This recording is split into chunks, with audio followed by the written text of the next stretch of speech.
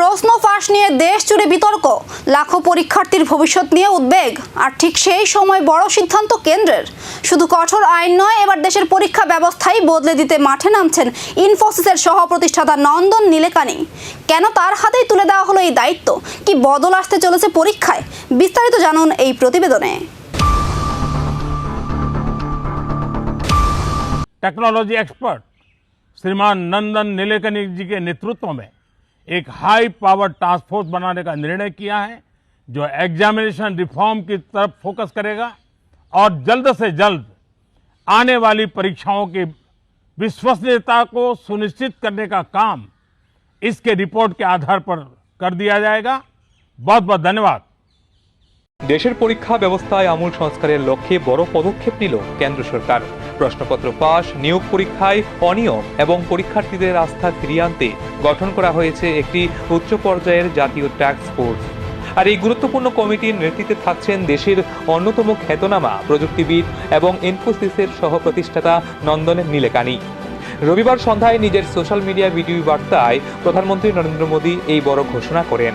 তিনি বলেন, দেশের কোটি কোটি ছাত্রছাত্রীর ভবিষ্যৎ সুরক্ষিত রাখতে পরীক্ষা ব্যবস্থাকে আরও স্বচ্ছ, নিরাপদ এবং প্রযুক্তি নির্ভর করে তোলায় এখন সরকারের অগ্রাধিকার।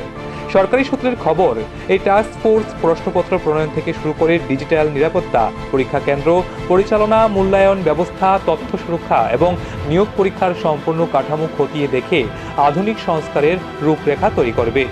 ভবিষ্যতে কৃত্রিম বুদ্ধিমত্তা বা এআই, উন্নত ডিজিটাল নজরদারি এবং শক্তিশালী সাইবার নিরাপত্তা ব্যবস্থার ব্যবহারের দিকেও বিশেষ গুরুত্ব দেওয়া হতে পারে। প্রধানমন্ত্রী তার বার্তায় আরও জানান, সৎ ও মেধাবী পরীক্ষার্থীদের স্বার্থ রক্ষায় সরকার কোনো ধরনের আপোষ করবে না। পরীক্ষায় জালিয়াতি ও প্রশ্নপত্র ফাঁস রুখতে ইতিমধ্যেই কঠোর আইন আনার উদ্যোগ নেওয়া হয়েছে। আর এবার এই ব্যবস্থাকে আরও কার্যকর করতেই এই বিশেষ টাস্ক ফোর্স। বিশেষজ্ঞদের মতে, আধার প্রকল্পের মতো বিশ্বের বৃহত্তম ডিজিটাল উদ্যোগের অন্যতম রূপকার নন্দন নিলেকানির নেতৃত্বে এই কমিটি কাজ করলে দেশের পরীক্ষা ব্যবস্থায় প্রযুক্তিগত স্বচ্ছতা ও বিশ্বাসযোগ্যতা আরও বাড়তে পারে।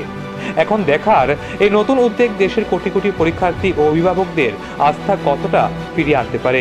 আর বহুদিনের অভিযোগ ও অনিয়মের অবসান ঘটিয়ে ভারত কি সত্যিই পাবে একটি আধুনিক, নিরাপদ এবং নির্ভরযোগ্য পরীক্ষা ব্যবস্থা? फ्रेंड्स, विद्यार्थियों के भविष्य के लिए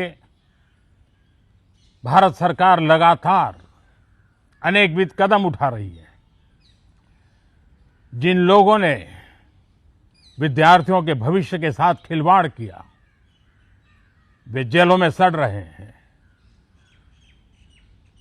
हमने फास्ट ट्रैक कोर्ट बना चुके हैं। हम कल पार्लियामेंट के अंदर भी कठोर कानूनों के प्रावधान के साथ नया कानून बनाने की दिशा में भी आगे बढ़ रहे हैं। लेकिन हमें भविष्य के लिए सोचना है। हमारी परीक्षा पद्धति विश्वस्त हो, हमारी परीक्षा पद्धति ट्रांसपेरेंट हो, हमारी परीक्षा पद्धति में सबसे ज्यादा टेक्नोलॉजी का उपयोग हो।